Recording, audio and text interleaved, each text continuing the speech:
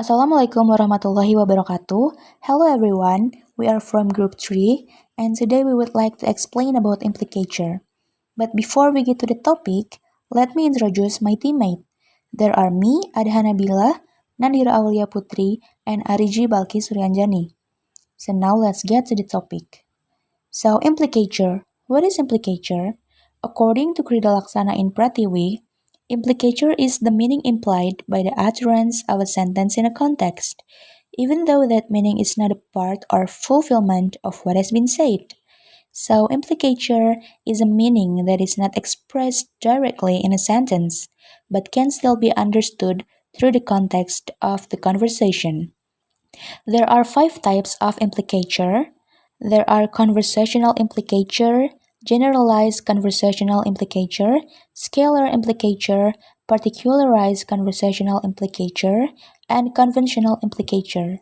The first type and the second type of implicature will be explained by Nandira Aulia Putri. Hello, I am Nandira Aulia Putri. So in this video, I want to explain the material about the first type of implicature, that is conversational implicature. Rusminto, 2009, page 70, states that conversational implicature is something that is hidden in a conversation, which is an implicit way contained in the actual use of language, or as simple as things that are not spoken directly but can be inferred from the context of the conversation. For example, A. Do you like coffee? B. I like tea. So it can be inferred that B doesn't like coffee. Okay, next, try to summarize. There's the dialogue. A. I hope you broke the bread and cheese. B. I broke the bread. So it can be concluded that B didn't bring the cheese. Okay, let's move to the second types of implicature. Generalized conversational implicature. Fauzia Nadia Alfi 2016 states that an utterance is called a type of generalized conversational implicature if the speaker expresses an utterance that does not require specific knowledge to be interpreted because the utterance is often used in daily conversation, so it is quite easy to understand by the listener, or as simple as implicature that doesn't need very specific context. For example, A. Do you want to come? B. I have a lot of work. We can infer that B's answer is B cannot come. That's it, without having to know the details of B's job. Okay, next, let's summarize again. The dialogue is A. Did you invite Charlie and Catherine? B. I invited Charlie. So the conclusion is B didn't invite Catherine. That's it. Okay, so that's all from me. Let's move to the other types of implicature. The third type and the fourth type of implicature will be explained by Ariji Balki Suryanjani. Okay, thank you Ada and Nandira. Hello everyone, my name is Ariji Balki Suryanjani, and the third material is scalar implicature. Scalar implicature is a type of conversational implicature that occurs when the speaker chooses words or phrases that have a different levels of strength or size, but does not use the most powerful or specific choice. This implicature arises because the listener assumes that the speaker does not use the stronger choice if it is irrelevant or incorrect in the given context. For example, A. Have you read all these books? B. I read some. So it means that this implicitly indicates that B did not read everything and only a few books. The other example, I am studying linguistics and I have already finished some materials. So it means that the chosen word some creates a meaning that not all but only some. You got it?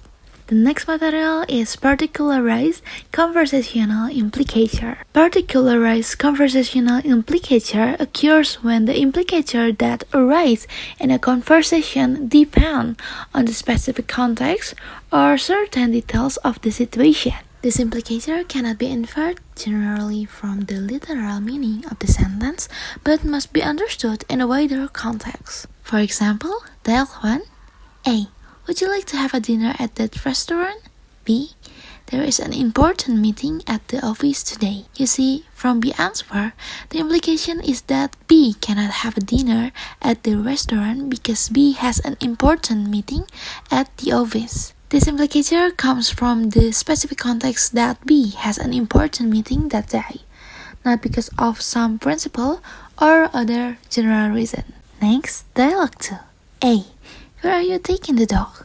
B. Too fat. You see, in this context, the dog is known to be familiar with the word veterinary medicine and doesn't like being taken there. So B makes up a new meaning of fat, or an abbreviation of the veterinary itself, because he doesn't want his dog to know where B is taking the dog. Last, dialogue 3. A. Do you like ice cream? B. Do chicken have two legs? In this context, B did not answer with yes or no. Instead, he gave an implicature that concluded that the answer was yes, because chicken do have two legs. The last type of implicature is conventional implicature, and this type of implicature will be explained by me, Adha Nabila. So, unlike conversational implicature, this implicature doesn't necessarily occur in conversation and doesn't rely on a specific context for its interpretation.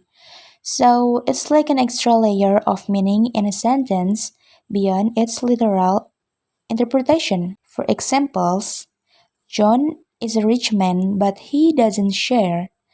We can see in this example the use of the word but carries the conventional implication that there is an opposition or contrast that being conveyed. Another examples are John surprisingly passed the test. Another examples are John surprisingly. Another examples are John surprisingly passed the test.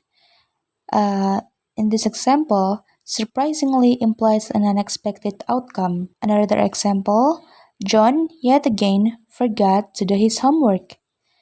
Yet again, in this example, implies a sense of annoyance or frustration without explicitly stating it. It's like reading between the lines to understand the full meaning of a statement. Okay, so we have reached the end of this presentation. Thank you for watching this video. I hope the explanation can be conveyed well. Thank you and have a good day. Wassalamualaikum warahmatullahi wabarakatuh.